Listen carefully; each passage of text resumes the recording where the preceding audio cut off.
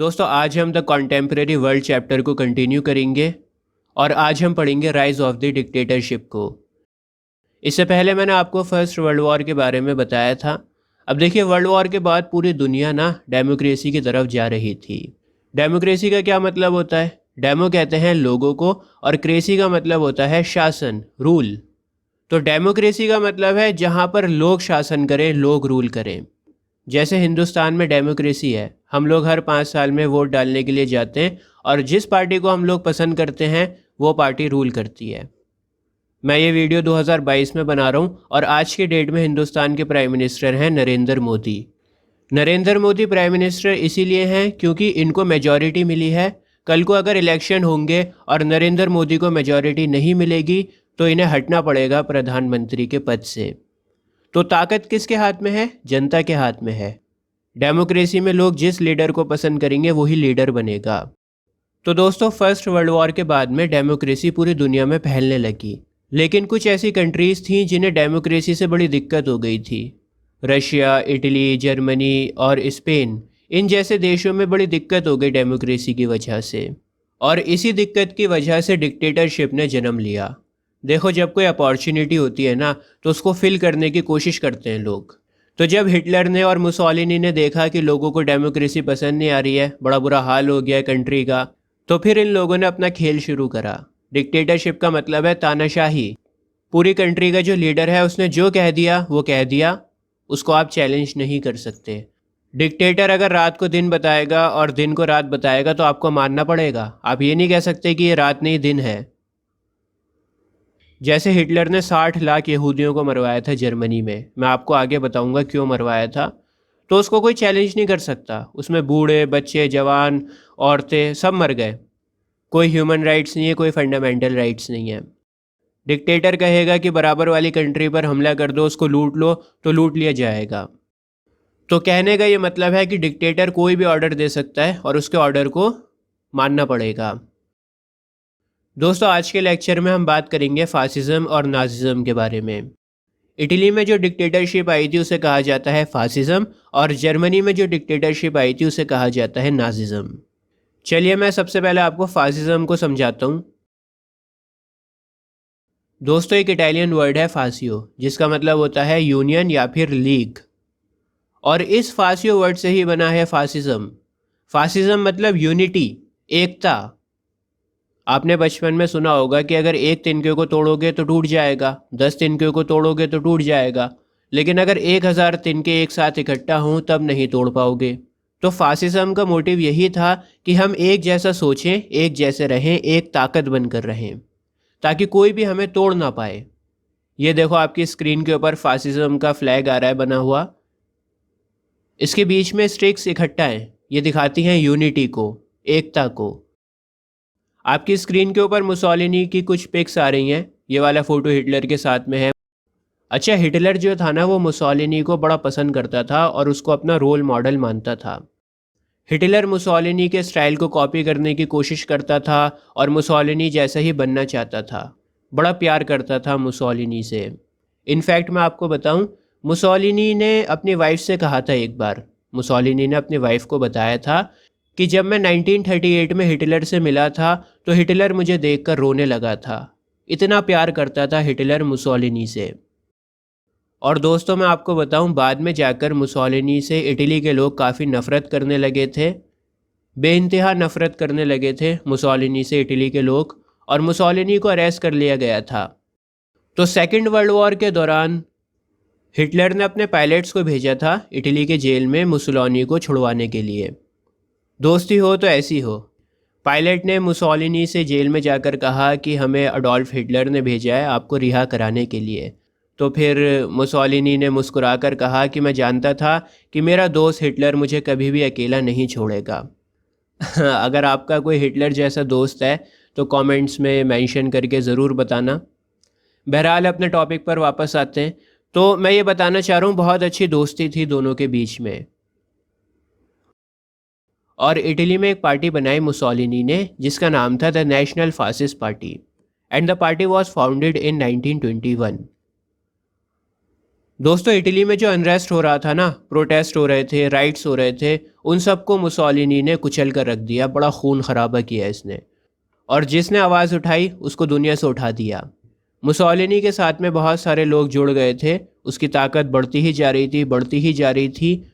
और जब इटली के किंग ने ये देखा कि मुसोलिनी बहुत ज़्यादा पावरफुल हो गया है, तो इटली के किंग ने चुपचाप मुसोलिनी को खुद इनवाइट करके प्राइम मिनिस्टर बना दिया था। इन शॉर्ट, मुसोलिनी इटली का बादशाह बन गया। अब मैं आपको बताता हूँ फासिज्म के कॉजेज़ के बारे में, क्यों इटली में डिक्टेटरशिप आई। सबसे पहला कॉज था द ट्रीटी ऑफ वर्साई।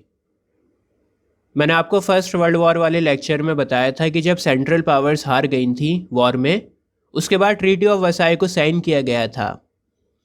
देखिए इटली का ये मानना था कि ट्रीटी ऑफ वर्साई में उनके साथ चीटिंग हुई है, उनको कुछ भी नहीं मिला है। मैंने आपको बताया था ना कि जर्मनी बहुत सारा पैसा देगा, बहुत सारा कोयला देगा, पानी के जहाज़ देगा, कॉलोनीज़ देगा। इन शॉर्ट जर्मनी को लूटने का प्लान बनाया गया था। लेकिन इटली का ये मानना था कि उसके साथ में चीटिंग हुई है, उसको कुछ भी बेनिफिट नहीं हुआ है, ट्रीटी ऑफ वर्साई का कोई बेनिफिट नहीं हुआ है। क्योंकि मैं आपको बताऊं इटली फर्स्ट वर्ल्ड वॉर को जीत गया था। अब अगर इटली जीता था तो उसको बेनिफिट मिलना चाहिए था। जर्मनी के साथ में इटली ने धोखा कर दिया था, जर्मनी के ख़िलाफ़ में लड़ा था और जीत गया था। तो जब इटली जीता है तो उसको बेनिफिट मिलना चाहिए था, पर उसको कोई बेनिफिट नहीं मिला, ये मानना था इटली का। तो पहला रीज़न है ट्रीटी ऑफ वर्साई। दूसरा रीज़न है इकोनॉमिक क्राइसिस। देखिए वॉर करना कोई मजाक नहीं है, बच्चों का काम नहीं है। इकोनॉमी की धज्जियाँ उड़ जाती हैं, इकोनॉमी को बहुत नुकसान होता है। तो इटली में इकोनॉमिक क्राइसिस आ गया था, महंगाई बहुत ज़्यादा बढ़ गई थी। यहाँ तक कि मैं आपको बताऊँ खाने के लिए ना दंगे होने लगे थे। अगर आपके हाथ में खाना है ना तो लोग लड़ जाएंगे आपसे, लड़ झगड़ कर आपका खाना छीन लेंगे। आपके घर में खाना होगा तो छीन के ले जाएंगे खाना। और महंगाई इतनी थी कि पूछो मत। तो लोग चाहते थे कि शासन बदले, कोई फरिश्ता आए जो हमारे देश के हालातों को बदले, हमारे हालातों को सुधारे, महंगाई को कम करे, ट्रीटी ऑफ वर्साई में जो धोखा हमारे साथ में हुआ है उसको ठीक करे। तीसरा रीज़न था पॉलिटिकल इंस्टेबिलिटी। देखिए सरकार का कोई कंट्रोल नहीं था लोगों के ऊपर। मैंने आपको बताया था ना कि इटली में डेमोक्रेसी आ गई थी, लेकिन डेमोक्रेसी आ तो गई पर सही से काम नहीं कर पा रही थी। आए दिन स्ट्राइक्स होने लगे, लेबर बड़ा परेशान कर रही थी। इंडस्ट्री में मज़दूर का जब दिल करता वो स्ट्राइक कर देता। अब जो इंडस्ट्रियलिस्ट है वो बड़ा परेशान हो गया रोज़ रोज़ की स्ट्राइक्स की वजह से। भाई जो बिजनेसमैन है वो बिजनेस संभालेगा अपना या मज़दूरों को संभालेगा? तो सरकार काफ़ी कमज़ोर थी, सरकार का कोई कंट्रोल नहीं था लोगों के ऊपर। चौथा कॉज है थ्रेट ऑफ कम्युनिज़म। अब ये कम्युनिज़म क्या होता है? देखिए दुनिया में मेनली दो तरह के सिस्टम होते हैं, एक होता है कैपिटलिज्म और एक होता है कम्युनिज़म। हिंदुस्तान में कैपिटलिज्म है और चाइना में है कम्युनिज़म। हिंदुस्तान और चाइना के एग्जाम्पल से आप काफ़ी हद तक समझ गए होंगे। कैपिटलिज्म ये कहता है कि आपको जितना अमीर बनना है बनो, सरकार कम से कम इंटरफियर करेगी आपके बिजनेस में। सरकार को बस टैक्स देते रहो और लीगल बिजनेस करते रहो, सरकार को कोई मतलब नहीं है। आपको अंबानी बनना है बनो, अंबानी, अदानी, टाटा, जितना पैसा कमाना है कमाओ। लेकिन कम्युनिज़म ये कहता है कि अगर अमीर अमीर होता चला गया और गरीब गरीब होता चला गया तो सोसाइटी दो हिस्सों में बढ़ जाएगी और कंट्री सिर्फ अमीर लोग ही चलाएंगे, गरीबों को कोई नहीं देखेगा।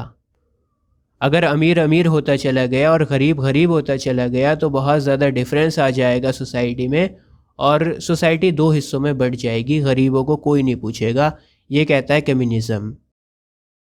और कम्युनिज़म हर इंसान को बराबर मानता है, चाहे आप कितने ही गरीब क्यों ना हो और चाहे आप कितने ही अमीर क्यों ना हो, दोनों को बराबर मानेगा। अमीर और गरीब बराबर हैं कम्युनिज़म की नज़र में। अब सरकार जो होती है ना कम्युनिज़म में, वो अपनी इन्वॉल्वमेंट रखती है बिज़नेस में। आप कोई सा भी बिज़नेस करो, सरकार की निगाह आपके ऊपर है, सरकार की इन्वॉल्वमेंट है आपके बिज़नेस में। अगर आप कोई प्रॉपर्टी ख़रीद रहे हो तो वो भी सरकारी प्रॉपर्टी है, आपकी नहीं हो सकती वो प्रॉपर्टी। अब दोस्तों जो गरीब इंसान था ना इटली में, जो लेबर क्लास थी, वो ये चाहती थी कि कम्युनिज़म आए क्योंकि कम्युनिज़म गरीबों को सपोर्ट करेगा। अब डेमोक्रेसी तो बड़ी कमज़ोर थी इटली में। जब डेमोक्रेसी कमज़ोर थी तो ख़तरा ये था कि कहीं ऐसा ना हो कम्युनिज़म आ जाए। जो बड़े बड़े बिजनेसमैन थे इटली में वो बड़ा डर गए थे। वो ये बिल्कुल नहीं चाहते थे कि कम्युनिज़्म आए। कम्युनिज़्म आ गया तो बिज़नेस में बड़ा नुकसान होगा, सरकार की इन्वॉल्वमेंट हो जाएगी। तो इसीलिए जो बिजनेसमैन थे ना, इंडस्ट्रियलिस्ट थे, उन लोगों ने मुसोलिनी को सपोर्ट करना शुरू कर दिया और पैसा देना शुरू कर दिया। पांचवा कॉज है failure of league of Nations. मैंने आपको फर्स्ट वर्ल्ड वॉर वाली वीडियो में बताया था कि फर्स्ट वर्ल्ड वॉर के बाद लीग ऑफ नेशंस को बनाया गया था ताकि दुनिया पर लगाम लगा के रखी जा सके, कोई देश अपनी मनमानी ना कर सके। लेकिन लीग ऑफ नेशंस काफ़ी कमज़ोर ऑर्गेनाइजेशन थी और इसकी कोई भी नहीं सुनता था। जिस कंट्री का जो मन करता था वो करते थे, इसका कोई महत्व नहीं था, कोई इम्पोर्टेंस नहीं थी। आखिरी कॉज है लीडरशिप ऑफ मुसोलिनी। दोस्तों, मुसोलिनी बड़ा कमाल का लीडर था और जब ये कुछ बोलता था ना तो सब लोग चुप हो जाते थे। इसकी बातों में जादू था, इतना बढ़िया इसका बोलने का तरीका था, इतना कमाल की ये बातें करता था कि कोई भी इंसान इम्प्रेस हो जाता था, कोई भी इंसान मैनिपुलेट हो जाता था। और एक अच्छा लीडर वही होता है जो दिल में उतर जाए। मुसोलिनी का एक बहुत ही फेमस कोट है। मुसोलिनी ने कहा था कि बेहतर है शेर की तरह एक दिन जीना बजाय इसके कि भेड़ की 100 साल ज़िंदगी को जिया जाए। It is better to live one day as a lion than 100 years as a sheep. काफ़ी बॉलीवुड की फिल्म वगैरह में आपने ये डायलॉग बाजी सुनी होगी, देखी होगी। लेकिन ये कोट मुसोलिनी का था। मैं आपको एक बात बताता हूँ, ये कोट मुसोलिनी ने भी कॉपी किया था। और जानते हैं किससे कॉपी किया था? ये कोट कॉपी किया था मैसूर के टीपू सुल्तान से। टीपू सुल्तान ने सबसे पहले कहा था कि 200 साल की भेड़ों जैसी ज़िंदगी के बजाय मैं 2 दिन की शेरों वाली ज़िंदगी जीना पसंद करूँगा। तो वहाँ से इस कोट को घुमा फिराकर मुसोलिनी ने बोला था। बहरहाल मैं इतना डिटेल में नहीं जाऊँगा, बस इतना आपको बताना चाह रहा हूँ कि मुसोलिनी लीडर बड़ा कमाल का था और इसलिए लोग इसको पसंद करते थे, इसको फॉलो करते थे। तो ये कॉजेज़ थे फासिज़म के इटली में आने के। अब बात करते हैं जर्मनी के नाज़िज़म की। दोस्तों, फर्स्ट वर्ल्ड वॉर में जर्मनी हार गया था, मैंने आपको बताया। तो जर्मनी के हारने के बाद वहाँ के लोग बड़ा गुस्सा हो गए और उन्होंने रिवॉल्ट करना शुरू कर दिया, बगावत करनी शुरू कर दी। जर्मनी का किंग था काइसर विल्हेम सेकंड। तो काइसर विल्हेम सेकंड के खिलाफ लोग सड़कों पर उतर गए और काइसर विल्हेम सेकंड को जान छुड़ाकर भागना पड़ा, राजे की गद्दी को छोड़ना पड़ा। इसके बाद दोबारा से नए इलेक्शंस हुए जर्मनी में। मैंने आपको बताया था ना कि फर्स्ट वर्ल्ड वॉर के बाद जर्मनी में भी डेमोक्रेसी आ गई थी, लेकिन ठीक तरह से काम नहीं कर पा रही थी। आ तो गई थी डेमोक्रेसी जर्मनी में, लेकिन ठीक तरह से काम नहीं कर पा रही थी। तो डेमोक्रेटिक सिस्टम में नए इलेक्शंस हुए, पार्लियामेंट बना, नया कॉन्स्टिट्यूशन बना, जिसके तहत जर्मनी डेमोक्रेटिक कंट्री बन गई। अब सरकार तो बन गई थी, लेकिन जर्मनी की जो प्रॉब्लम्स थी उनको सॉल्व करने में सरकार पूरी तरह से फेल हो गई। जब लोगों ने देखा कि सरकार उनकी कंडीशन को नहीं सुधार रही है, कंट्री को डेवलप नहीं कर पा रही है, इकोनॉमी को ट्रैक पर नहीं लेकर आ रही है, तो फिर जर्मनी के लोगों का डेमोक्रेसी पर से यकीन उठ गया। और फिर ऐसे में एक नाम निकल कर आया सामने, जिसका नाम था अडोल्फ हिटलर। हिटलर ये जान गया था कि एक बहुत बड़ी अपॉर्चुनिटी है जर्मनी की पावर अपने हाथों में लेने के लिए। दोस्तों, मैं आपको बताऊं, रशिया में भी एक रेवोल्यूशन हुआ था, बोल्शेविक रेवोल्यूशन, जिसकी वजह से रशिया में कम्युनिज़्म आ गया था। कम्युनिज़्म के बारे में मैंने थोड़ी देर पहले ही आपको बताया था, जहां पर हर चीज़ में सरकार की इन्वॉल्वमेंट होती है। तो अब देखो हुआ क्या, जर्मनी का जो सिस्टम था ना वो खोखला था, वहाँ पर डेमोक्रेसी काम नहीं कर पा रही थी। तो जर्मनी के लोगों को भी बड़ा डर लगने लगा। उन्हें इस बात का डर सताने लगा कि कहीं ऐसा ना हो कि जर्मनी में भी कम्युनिज़्म फैल जाए। अब पॉलिटिक्स में सबसे काम की चीज़ होती है साइकोलॉजी। साइकोलॉजी से बड़ा कुछ नहीं है पॉलिटिक्स में। और जो डर होता है ना, वो एक बहुत ही स्ट्रॉन्ग इमोशन होता है ह्यूमंस का। तो हिटलर ये समझ गया था कि लोग बहुत डरे हुए हैं और साइकोलॉजी को समझता था वो लोगों की। उसने क्या करा, लोगों के डर को और ज़्यादा बढ़ाया। उसने इस बात का फ़ायदा उठाया और जर्मनी के लोगों को और भी ज़्यादा डराना शुरू कर दिया।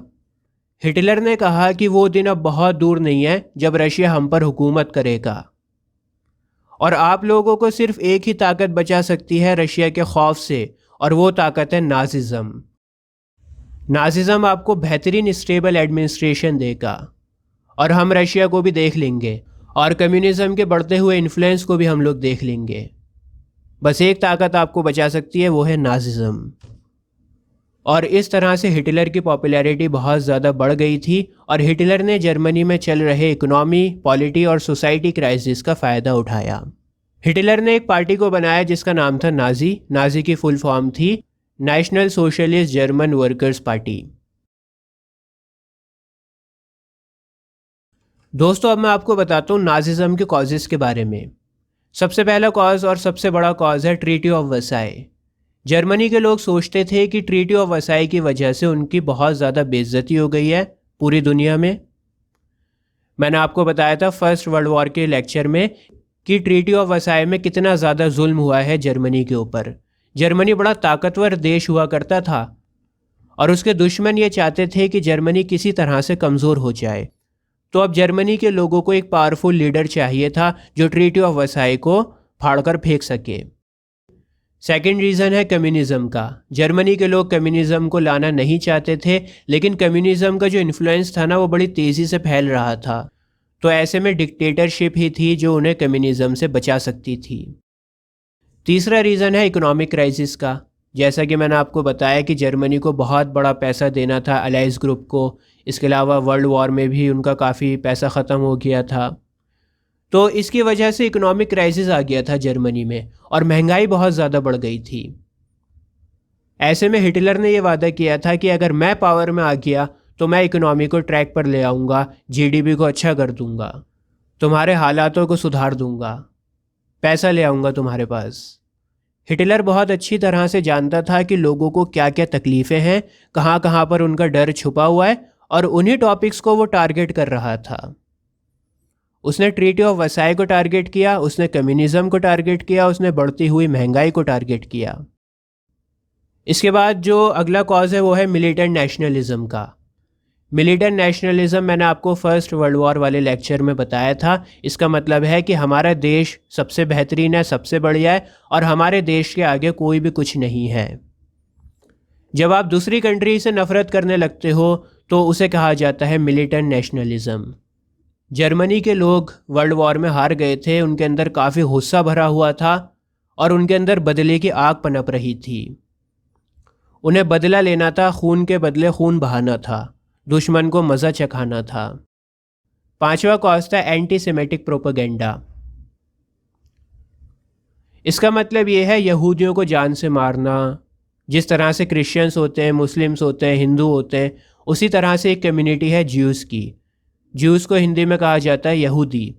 दोस्तों, मैं आपको बताना चाहता हूँ कि पहले ज़माने में ना क्रिश्चियंस और यहूदियों के आपस में बनती नहीं थी।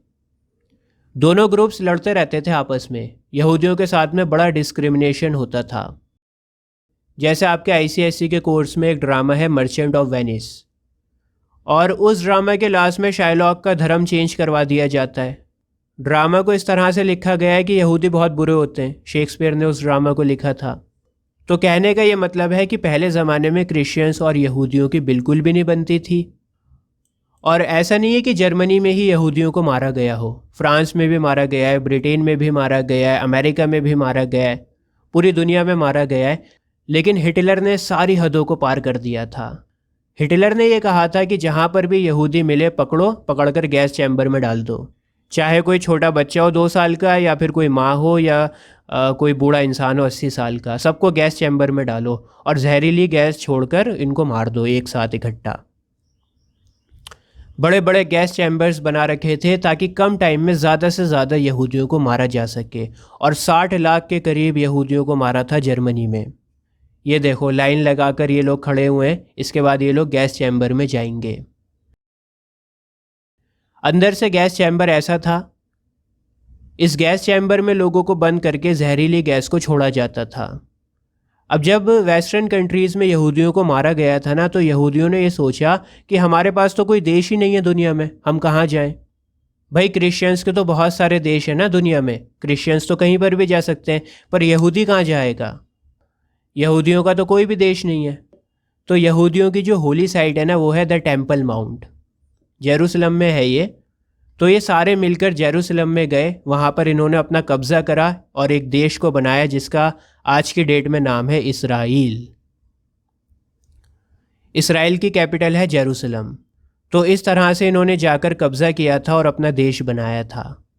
ये सब मैं आपको नॉलेज के लिए बता रहा हूँ, आपके कोर्स में नहीं है। जब देखो हिस्ट्री पढ़ोगे ना तो आपका कॉन्सेप्ट क्लियर होना चाहिए। मेरा मोटिव आपको सिर्फ अच्छे मार्क्स दिलाने का नहीं है, एजुकेट करने का है। मैं चाहता हूँ आपका जो कॉन्सेप्ट है वो क्लियर हो, आपको कुछ एक्स्ट्रा पता हो बाकी सारे बच्चों से। बहरहाल आप लोग सिर्फ इतना ध्यान रखना कि हिटलर ने बड़े पैमाने पर यहूदियों को मरवाया था, क्योंकि यहूदी क्रिश्चियन से अलग थे, उनकी बिलीव्स अलग थीं। अगला कॉज है absence of strong opposition. Hitler इतना ज़्यादा ताकतवर बन गया था कि कोई भी उसके सामने खड़ा नहीं हो सकता था। मैंने आपको थोड़ी देर पहले ही बताया था कि किस तरह से जर्मनी में डेमोक्रेसी खोखली हो चुकी थी और जर्मनी के किंग काइसर विल्हेम सेकंड को भी भागना पड़ा था जान बचाकर। तो हिटलर के सामने कोई भी अपोजिशन नहीं थी और ना ही किसी में इतनी हिम्मत थी कि वो हिटलर के ख़िलाफ़ आवाज़ उठा सके। दोस्तों आखिरी कॉज है हिटलर की पर्सनैलिटी। जैसा कि मैंने आपको बताया कि लीडर की बातों में दम होना चाहिए। जब लीडर बोले तो सब लोग चुप हो जाएं, जब लीडर कुछ बोले तो लोगों के दिल में उतर जाए। और जब इस तरह की पर्सनैलिटी होगी ना तभी लोग लीडर को फॉलो करेंगे। तो ये मेन कॉजेज़ थे जर्मनी में नाजिज़म के आने के। दोस्तों अब मैं आपको बताऊंगा कि फासिज़म और नाजिज़म इन दोनों आइडियोलॉजीज़ में क्या क्या सिमिलैरिटीज़ हैं। सबसे पहली सिमिलैरिटी है to have faith in totalitarian rule. Totalitarian का मतलब होता है सिर्फ एक ही पार्टी होगी पूरे देश में जिसके हाथ में पूरी ताकत होगी। जो उस पार्टी ने कह दिया वो कह दिया, माने डिक्टेटरशिप, तानाशाही। जो डिक्टेटर ने कह दिया उसको मानना पड़ेगा सबको, कोई उसको चैलेंज नहीं कर सकता। अगर उसने कहा कि रात है तो रात माननी पड़ेगी आपको, आप ये नहीं कह सकते कि सुबह है। दूसरी सिमिलैरिटी ये थी कि ये दोनों डेमोक्रेटिक पॉलिटिकल सिस्टम और कम्युनिज़्म दोनों से बड़ा नफ़रत करते थे, एंटी डेमोक्रेटिक और एंटी कम्युनिस्ट थे। इसके अलावा स्टेट सुप्रीम है। स्टेट का मतलब यहाँ पर है कंट्री से, तो कंट्री जो है ना वो सुप्रीम है, उसके आगे कोई फंडामेंटल राइट्स नहीं है, कोई आज़ादी नाम की चीज़ नहीं है, आपके कोई राइट्स नहीं है। स्टेट ने जो कह दिया, जो कंट्री ने कह दिया वो आपको मानना पड़ेगा। इनफैक्ट मैं आपको बताऊं जर्मनी में क्या करा हिटलर ने कि जो लोग फिज़िकली चैलेंज्ड होते थे ना, जिनका दिमाग कमज़ोर होता था, शरीर से अपंग होते थे, उन लोगों को हिटलर ने गैस चैम्बर में मरवा दिया था। हिटलर का ये मानना था कि ये फिज़िकली चैलेंज्ड लोग देश के ऊपर बोझ हैं। इसके अलावा इटली और जर्मनी दोनों देशों को एक सिंगल लीडर चला रहा था। इटली में मुसोलिनी था और जर्मनी में था हिटलर। दोस्तों इन दोनों आइडियोलॉजीज़ में एग्रेशन बहुत ज़्यादा था। ये लोग अपने आगे किसी को कुछ नहीं समझते थे। इनके हिसाब से इनकी कंट्री सबसे ज़्यादा अच्छी है, पूरी दुनिया में सबसे बेहतरीन कंट्री है इनकी। और इनकी पॉलिसी ये थी कि जो कमज़ोर देश है ना उनके ऊपर अटैक करो और उनको लूट लो। फर्स्ट वर्ल्ड वॉर वाले लेक्चर में मैंने आपको बताया था इम्पीरियलिज़म के बारे में। इसका मतलब ये होता है कि दूसरे देश में जाओ, वहाँ पर कॉलोनी बनाओ और उस देश को, उस कमज़ोर देश को एक्सप्लॉइट करो, उस कमज़ोर देश को लूट लो। अब ये दोनों मिलकर पूरी दुनिया पर मनमानी करेंगे और पूरी दुनिया वर्ल्ड वॉर सेकंड की तरफ बढ़ेगी। सेकंड वर्ल्ड वॉर के बारे में मैं आपको अपने अगले लेक्चर में बताऊंगा। बिल्कुल इसी तरह से आसान लैंग्वेज में आपको एक एक टॉपिक कंप्लीट करूंगा। और अभी जो आपकी स्क्रीन के ऊपर प्लेलिस्ट आ रही है, इस प्लेलिस्ट पर क्लिक कर कर आपको ICSE के सारे चैप्टर्स मिल जाएंगे। इंग्लिश, हिंदी, सिविक्स, हिस्ट्री सब मिलेगा। आज के लिए बस इतना ही। जय हिंद।